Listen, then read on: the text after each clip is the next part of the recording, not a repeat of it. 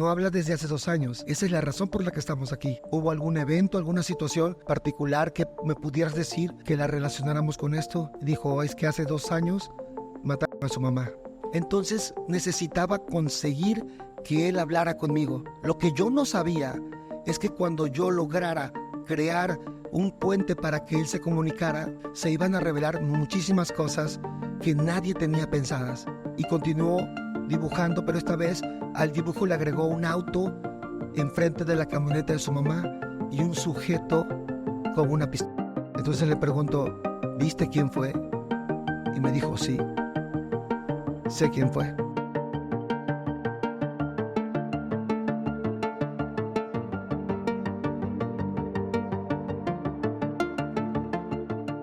Hola, bienvenidas a Casos. Hola, Ruslan Méndez. Pues estamos aquí contigo, me siento muy contenta de poder compartir este espacio porque creo que nos vas a compartir grandes experiencias que como psicoterapeuta durante más de 20 años has tenido experiencia y es muy enriquecedor el que nos puedas compartir cómo ha sido este proceso en cada uno de tus pacientes. ¿Qué nos vas a contar hoy?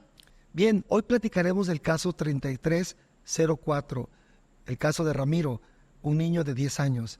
Es un caso fascinante porque creo que la historia de Ramiro se empieza a contar sola a partir del día en que su madre muere. Esto es lo que creo vale la pena de esa historia. Cómo un niño de esa edad pudo tener la resiliencia de poder salir adelante. Cuando conocí a Ramiro, él llegó con su padre, un médico de la comunidad. Tenía 10 años en esos momentos. Los hice pasar, los saludé, les pedí que se sentaran y cuando empezamos a platicar lo que es protocolo, cómo estás, cómo se llaman, de dónde son, etcétera. Hice una pregunta directamente a Ramiro. Le dije, bueno, y cuéntame tú, ¿qué estás haciendo por aquí? En ese momento solo sonrió y el papá rápidamente dijo, él no habla. ¿Cómo que no habla? Pregunté. Me dice, sí, no habla desde hace 2 años.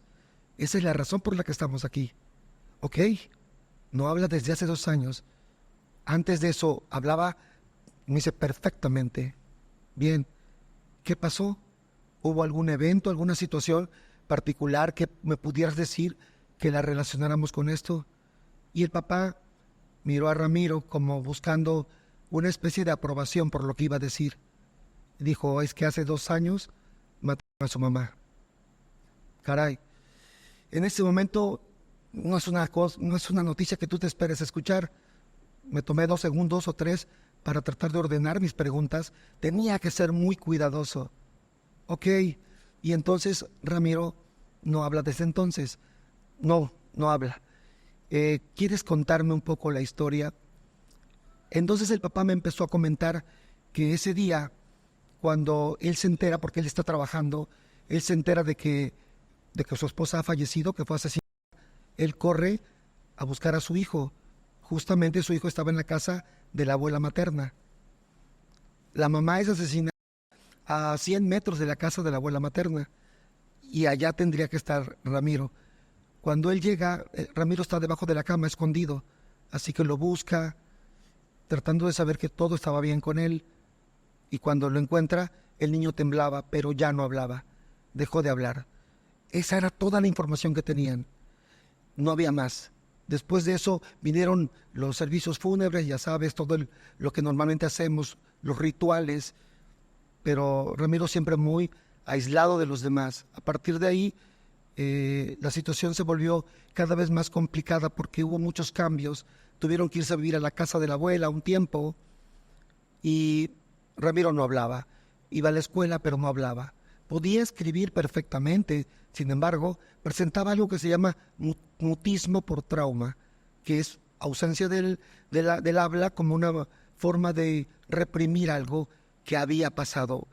A mí me parecía que no era lo suficientemente impactante el tema de la muerte de una madre. Por supuesto que duele, por supuesto que es difícil, pero no estaba tan seguro que eso hubiese ocasionado el mutismo en Ramiro. Pero bueno, no lo sabíamos porque él no hablaba. Empezó a asistir a sus consultas y la verdad es que era bastante tierno el niño, participativo. Muy pronto empezamos a jugar y a divertirnos en las sesiones. Sacaba yo mi arenero y ahí jugábamos, hacíamos un montón de historias y todo eso funcionaba bien para que Ramiro quisiera volver a la siguiente consulta. En fin, la verdad es que la terapia estaba funcionando bien para crear un vínculo de confianza y Ramiro cada vez sonreía más. Era, como te dije, un niño muy tierno con el que de verdad era muy agradable hacer terapia. ¿Y cómo, cuando tú recibes esta noticia del papá, cómo te impacta? O sea, ¿cómo te hace sentir esto a ti?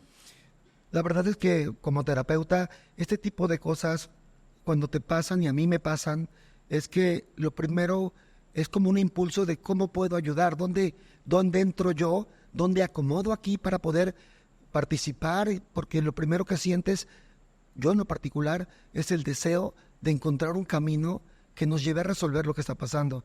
Pero sí es impactante porque termina siendo una historia dolorosa.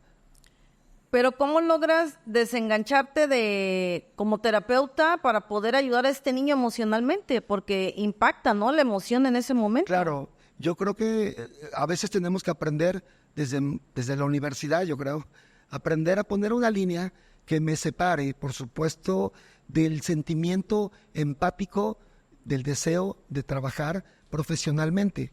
Entonces, cuando yo me planteo ya lo que voy a empezar a hacer con el paciente, me alejo mucho del sentimentalismo o del impulso a veces natural de proteger al paciente, que fue lo que empecé a hacer con Ramiro.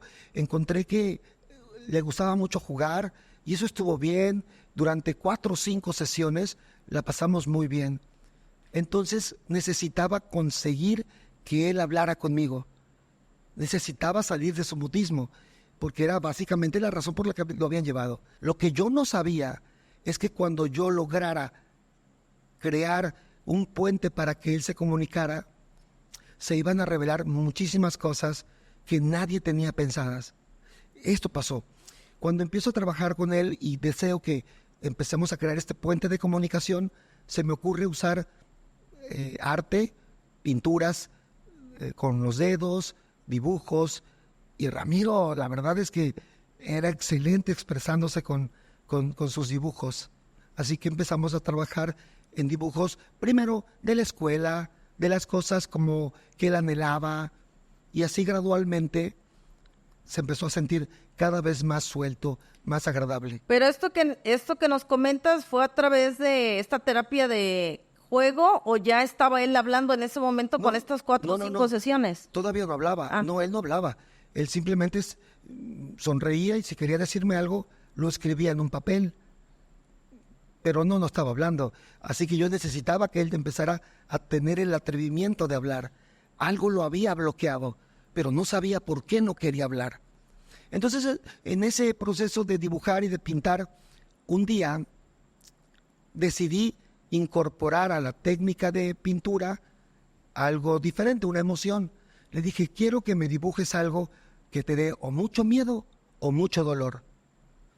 Pensé que él dibujaría, no sé, alguno de esos temores que todo niño tiene, ¿no? Sin embargo, empezó a llamarme la atención su dibujo. Empezó a dibujar la casa de su abuela, después una loma y después una carretera. Pronto me di cuenta que ese dibujo era el escenario donde vivía su abuela y donde su madre había fallecido. Dejé que continuara con mucha atención, dibujó una camioneta que era la camioneta de su mamá y después sobre la camioneta había manchas de sangre, un cuerpo y una cruz. Su mamá estaba ahí. Hizo algunas otras cosas, pero lo que verdaderamente me llamó la atención es que en la loma había un pequeño niño dibujado. Un niño en la loma. De entrada lo vi y no le di mayor importancia, seguí pendiente de lo que pasaba en la camioneta. Pero como algunas veces decimos, la verdadera información está oculta detrás de los pequeños detalles.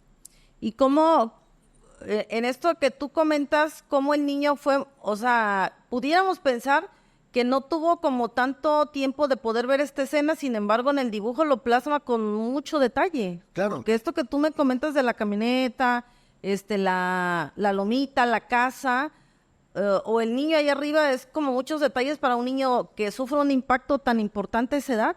Claro, y eso es exactamente lo que me llama la atención.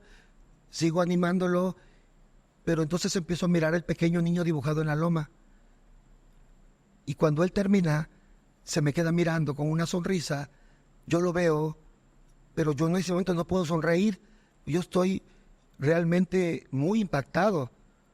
Lo miro y señalo al pequeño en la loma y le digo, ¿este eres tú? Cuando yo le dije eso, en ese momento su rostro cambió. Toda su cara se modificó totalmente y empezó a llorar. Él empieza a llorar cuando yo le hago esa pregunta y en ese punto creo que tengo algo con él y necesito llevarlo a que termine lo que está pasando. Le tomo el hombro para hacerle sentir que estoy con él, que no está solo, y vuelvo a preguntarle, ¿este eres tú? Y él me hace con la cabeza que sí. Y eso me cambió todo el esquema. Y le dijo, ¿estuviste ahí? Y empieza a llorar. Cae sobre el dibujo y empieza a llorar. Pero empezó a llorar con su propia voz. Empieza a llorar y a quejarse. Mamá, mamá, mamá. Y cuando él empieza a pronunciar la voz, con su voz, la frase mamá, en ese momento me siento como en blanco, no sé qué más decir. Quería que hablara y ya estaba hablando, pero ¿y ahora qué sucede? ¿Qué sigue? Yo estoy impactado. Así que solo me detengo, me paro, me voy a su lado y le pongo mi mano sobre su espalda y empiezo a sobarle su espalda como lo hacía mi mamá cuando yo era niño. Y él rompe en llanto totalmente. Ya no hay nada que lo detenga. Pasa el resto de la sesión llorando por su mamá.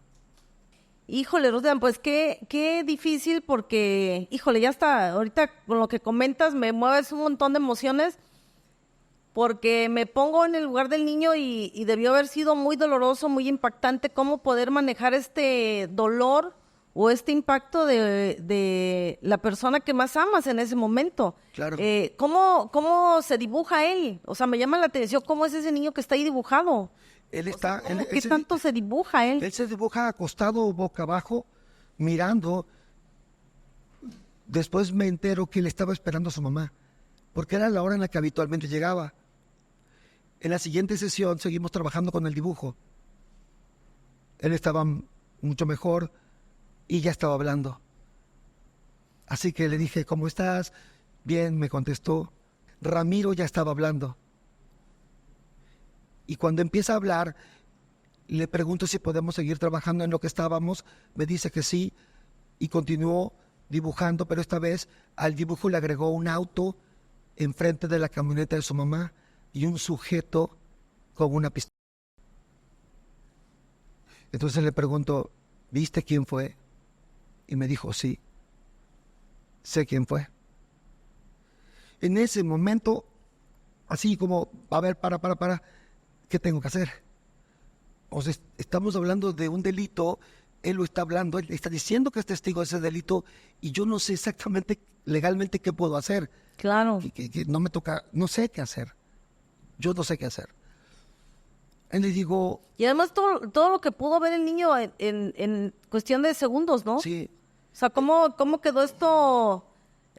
¿Cómo impactó y cómo grabó esta escena de tantos detalles? Sí, estuvo ahí.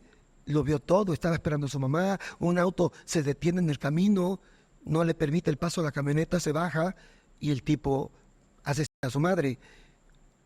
Lo que llamaba la atención es que el tipo tenía el dibujo, era un sujeto con una cachucha y barba. Claro, un dibujo de un niño de 10 años, pero una cachucha y barba. Cuando tengo eso, le pregunto si puedo hablar con su papá de todo esto y él me dice que sí. Llamo al papá, le planteo la situación, le enseño el dibujo y el papá comienza a llorar. y me dice, mire, no se lo había dicho, pero tenía meses que mi esposa y yo estábamos en conflicto porque ella estaba teniendo una aventura con alguien, un tipo que tiene barba y siempre usa cachucha.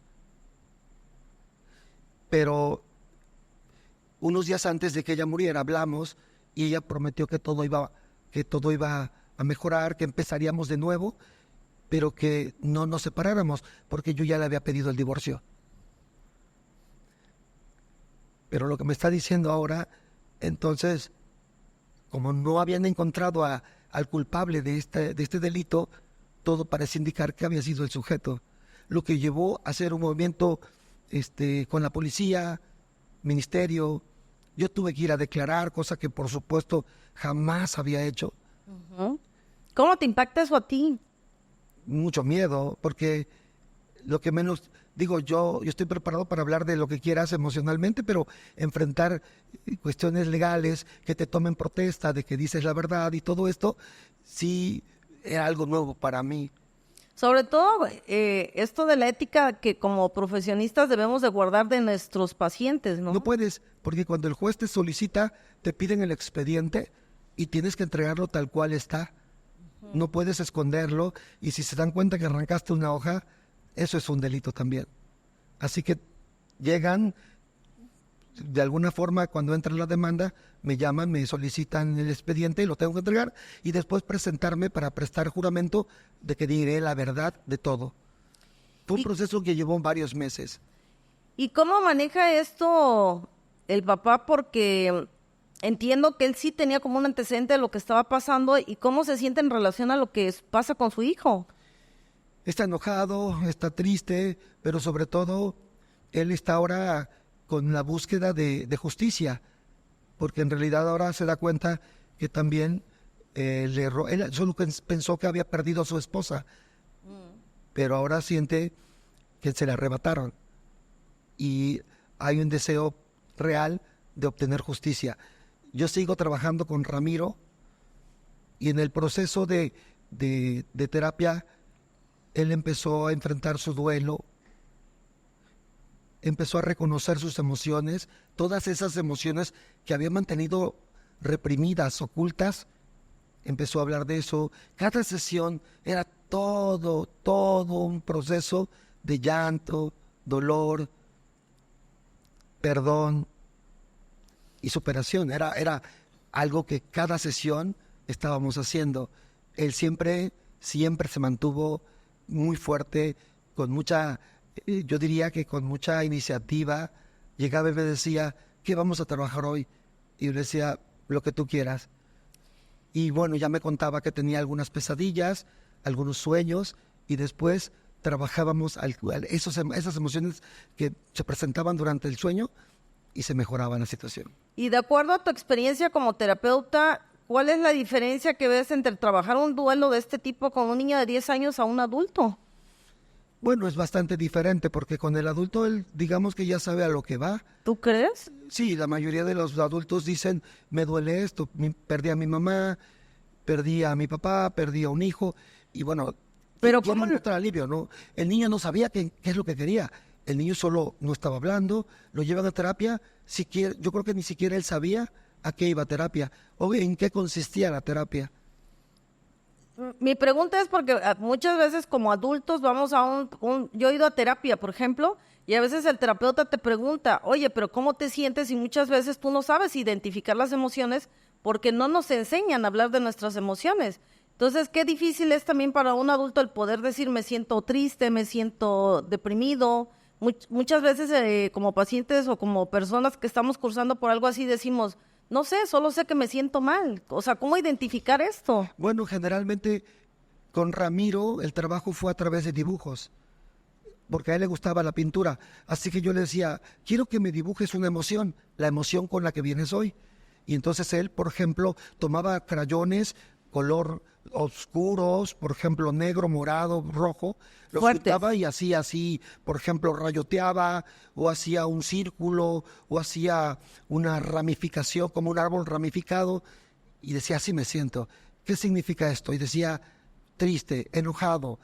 Y a través de los dibujos él identificaba sus emociones y les podía dar curso.